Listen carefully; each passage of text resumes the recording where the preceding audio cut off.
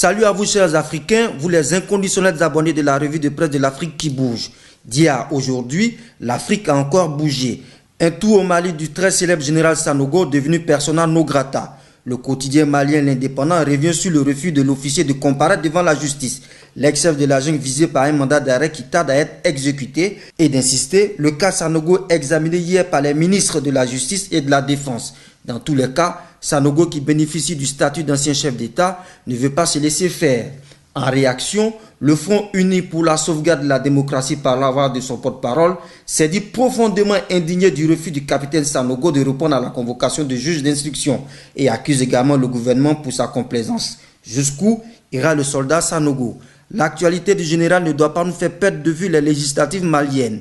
Pour se faire élire, chaque candidat y va de sa stratégie. Restons toujours sur l'Indépendant qui s'interroge. Qu'est-ce qu'on ne fait pas pour devenir député? Soumaïla Cissé à moto pour convaincre les électeurs de la circonscription électorale de Niafouké. Ah, les hommes politiques, ils ont tous l'art de la séduction.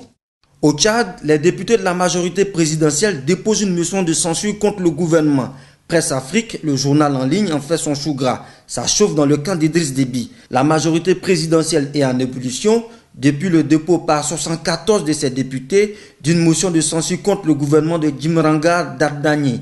Une motion qui vise le Premier ministre et l'action de son gouvernement sur les 10 derniers mois. À l'évidence, les parlementaires veulent faire tomber le chef du gouvernement.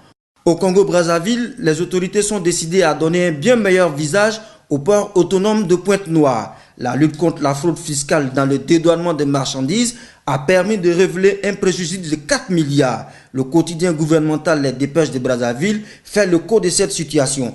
Un réseau mafieux enlève 650 conteneurs de marchandises.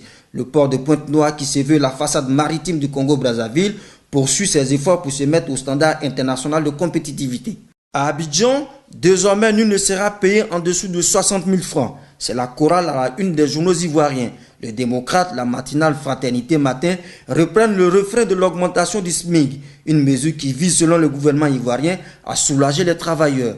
Voici quelques nouvelles du continent, chers abonnés. On se retrouve demain au même lieu, Africa TV. D'ici là, portez-vous bien.